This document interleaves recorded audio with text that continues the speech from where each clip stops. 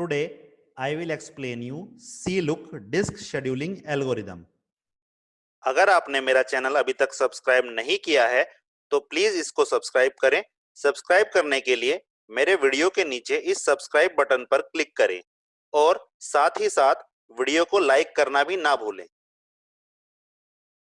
As look is similar to scan algorithm, in the same way C-Look algorithm is similar to C-Scan disk scheduling algorithm. In C-Look, the disk arm, in spite of going to the end, goes only to the last request to be serviced in front of the head, and then from there goes to the other end's last request. It also prevents the extra delay which occurred due to unnecessary traversal to the end of the disk. जैसा कि आपने इससे previous video में देखा था कि look algorithm बिल्कुल scan algorithm की तरह वर्क कर रहा था, लेकिन एक एडवांटेज के साथ। In the same way C look algorithm भी सी स्कैन एल्गोरिदम की तरह वर्क करता है, लेकिन यहाँ एक एडवांटेज सी लुक के पास अवेलेबल है। सी लुक एल्गोरिदम क्या करता है, ये सबसे पहले जो भी डायरेक्शन गिवन होती है हेड का मूवमेंट उस डायरेक्शन में कराता है, लेकिन सिर्फ लास्ट रिक्वेस्ट तक स्कैनिंग होती है। देन वहां से रिवर्स ऑर्डर स्टार्ट हो जाता है और रिवर्स ऑर्डर में इन बिटवीन कोई स्कैनिंग नहीं होती। और वो जब रिवर्स करती है सी लुक एल्गोरिदम में, हेड का जब रिवर्स होता है तो वो सबसे लास्ट रिक्वेस्ट तक ही होता है, या आप बोल सकते हैं कि सबसे मिनिमम जो रिक्वेस्ट होती है, मिनिमम वैल्यू की जो रिक्वेस्ट होती है, सिर्फ वहां तक वो सबसे पहले मूव कराती है। देन स्कैनिंग फिर से रिवर्स डायरेक्शन में स्टार्ट करती है। इसको बेटर अंडरस्टैंडिंग के लिए हम एक एग्जांपल के थ्रू आपको क्लियर कर देते हैं। हमारे पास ये एग्जांपल है जिसमें कुछ रिक्वेस्ट क्यू हमें गिवन है 98, 183, 41, 122, 14, 124, 65 एंड 67। सी लुक एल्गोरिदम के थ्रू हम इसे सोल्व करेंगे। हेड की जो इनिशियल पोजीशन हमें गिवन है वो है 53 और जो नंबर ऑफ सिलेंडर्स या नंबर ऑफ ट्रैक्स गिवन है वो है 200, 0 से लेके 199 तक। तो चलिए सबसे पहले एक डायग्राम बना देते हैं। यहां आप देख सकते हैं कि हमने नंबर ऑफ सिलेंडर्स जो लिखे हैं वो 0 से लेके 199 तक किए हैं।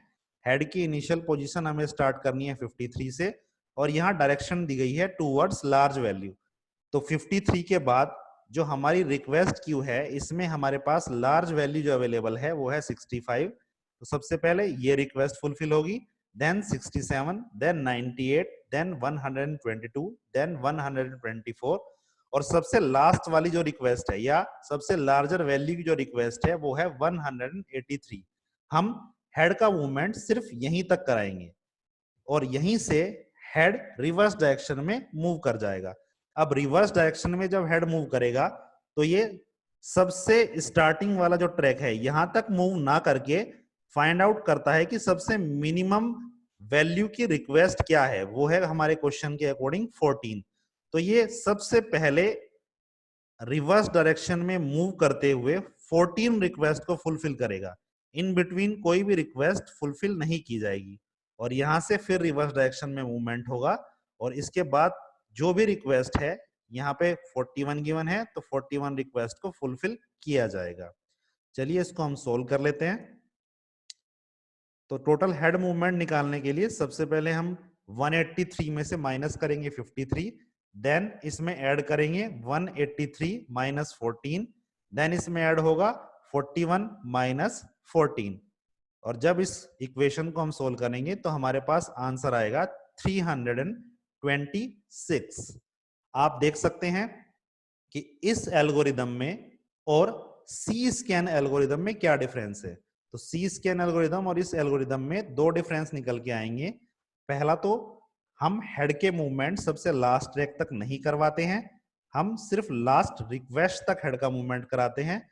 और दूसरा जो इस एल्गोरिदम की स्पेशलिटी है वो ये है कि यहां से जब हमने हेड को रिवर्स डायरेक्शन में मूव करना स्टार्ट कराया तो हम सबसे स्टार्टिंग वाले ट्रैक तक मूव नहीं कराते हैं, हम जो सबसे मिनिमम वैल्यू की रिक्वेस्ट होती है सिर्फ इसको वहीं तक मूव कराते हैं और वहां से दोबारा स्कैनिंग स्टार्ट कर देते हैं। तो ये इस एल्गोरिदम का एडवांटेज है।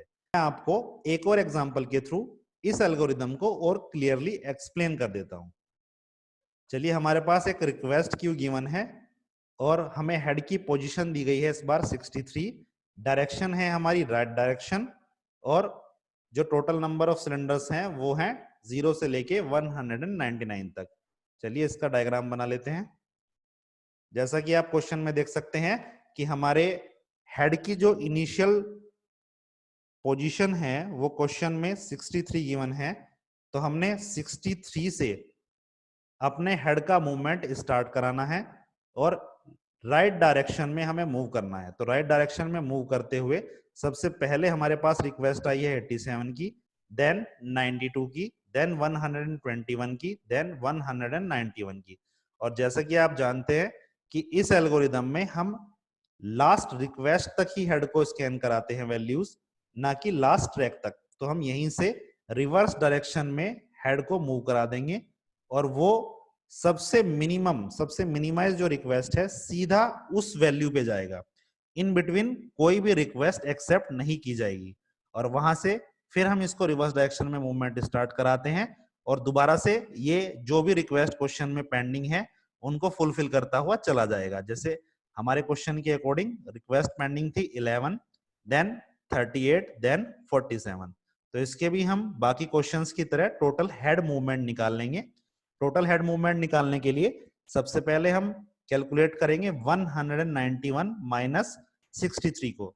अब इसमें ऐड कर देंगे 191 माइनस 10, देन इसमें ऐड कर देंगे 47 माइनस 10 और जब इसको हम सोल्व करेंगे तो हमारे पास आंसर आ जाएगा 346।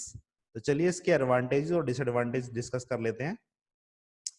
इसका एडवांटेज होगा it does not cause the head to move till the end of the disk when there are no request to be serviced.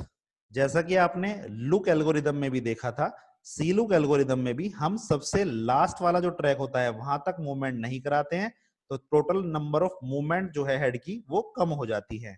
And it also provides low variance in response time and waiting time. इसकी disadvantage क्या है? There is an overhead of finding the end request. तो इसकी एक disadvantage भी ये बन जाती है कि हमारी ओवरहेड हो जाती है।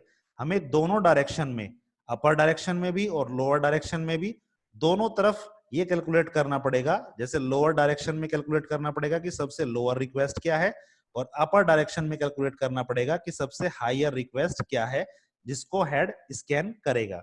तो ये हमारी दो ओवरहेड यहाँ पे जनरेट हो जाती हैं, लेकिन जो total number of seek time है या हेड का मूवमेंट है वो इसमें मिनिमाइज हो जाता है और रेस्पॉन्स टाइम भी मिनिमाइज हम कर देते हैं। सो होप आपको ये एल्गो क्लियर हो गई होगी। Thanks for watching.